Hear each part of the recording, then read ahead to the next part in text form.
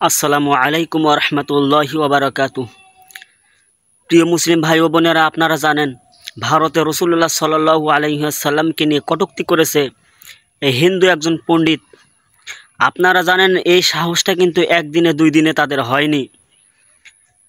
ভারতে মুসলিমদের জুলুম নির্যাতন তো করছেই, এবং ইসলামকে নিয়ে ব্যঙ্গ করা, ইসলামকে নিয়ে কটূক্তি করা, আমাদের আদর্শ মুহাম্মদুর রাসূলুল্লাহ সাল্লাল্লাহু আলাইহি ওয়াসাল্লামকে নিয়ে তার চরিত্র সম্পর্কে কথা বলা, তার আদর্শ সম্পর্কে খারাপ ধারণা করা, তাদের শাস্তি ইসলামে রয়েছে। তাদের শাস্তি কি? সাহাবায়ে কেরামদের থেকে শিক্ষা নিতে হবে। তাদের শাস্তি একটাই, মৃত্যুদণ্ড। এর কোনো বিকল্প নেই। হিন্দুত্ববাদী আগ্রাসন ভারতের সরকার মোদি কখনোই তাদেরকে মৃত্যুদণ্ড দেবে না। যদিও বাংলাদেশে যেমন শেখ হাসিনা রয়েছিল, যারা আল্লাহ নবীকে নিয়ে কটূক্তি করত, ইসলামকে নিয়ে ব্যঙ্গ করত, আল্লাহর বিধানকে নিয়ে তুচ্ছতাচ্ছিল্য করত, তাদেরকে তারা বাহাবা জানাতো, তাদেরকে নিরাপত্তা দিত।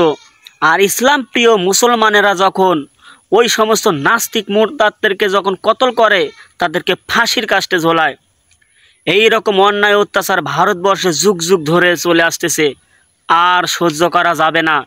এখন সময় এসেছে মুসলিমদের বিজয়ের সময়।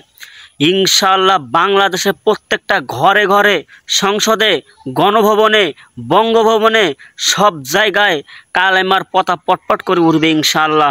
আর ভারত হবে, ভারতের হিন্দুত্ববাদী আগ্রাসন যদি মুসলিমদের বিরুদ্ধে লড়াই করার চেষ্টা করে, জেনে রাখুন হিন্দুত্ববাদী আগ্রাসন, ভারতের মোদির যত বাহিনী আছে সব টুকরো টুকরো হয়ে যাবে, ধ্বংস হয়ে যাবে, ভারত টুকরো টুকরো হয়ে যাবে। সুতরাং সাবধান, মুসলিমদের বিরোধিতা করতে গিয়ে নিজেদের বিপদ ডেকে আনবেন না। ইনশাআল্লাহ মুসলিমদের বিজয়ের সময় এসেছে। পুরো ভারত উপমহাদেশে ইসলামের কালেমার পতাকা পটপট করে উড়বে ইনশাআল্লাহ। আর ভারতের মুসলিম ভাইদেরকে বলবো, আপনারা যেভাবে ঝাঁপিয়ে পড়েছেন আল্লাহর নবীর সম্মান রক্ষার জন্য, তার ইজ্জত রক্ষার জন্য, ইনশাআল্লাহ ঘেরাও করুন। যতক্ষণ না পর্যন্ত ওকে মৃত্যুদণ্ড দেওয়া হচ্ছে, ততক্ষণ না পর্যন্ত আপনারা মাঠ ছাড়বেন না। আজকে লক্ষ লক্ষ মুসলিম তৌহিদি জনতারা ঝাঁপিয়ে পড়েছে আল্লাহর নবীর আদর্শ কায়েমের জন্য, আল্লাহর নবীর মান ইজ্জত সম্মান রক্ষার জন্য।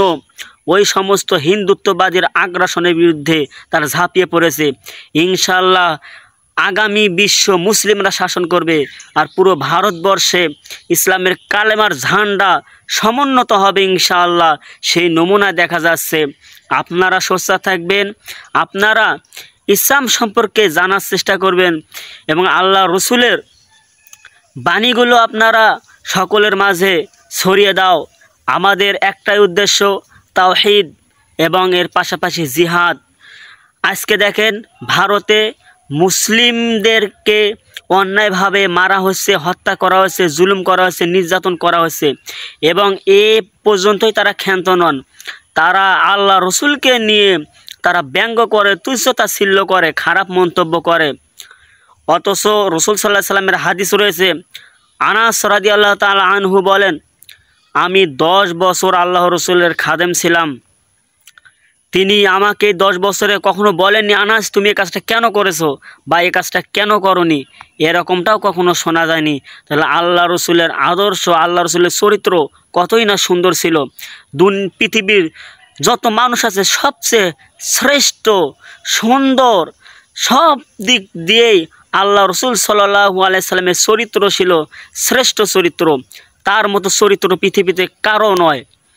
সুতরাং আপনারা আল্লাহ রসুলকে নিয়ে যখনই কটূক্তি করবে, তখনই মুসলিম তৌহিদি জনতারা মাঠে ময়দানে ঝাঁপিয়ে পড়বেন, যতক্ষণ না পর্যন্ত তাকে মৃত্যুদণ্ড দেওয়া হয়।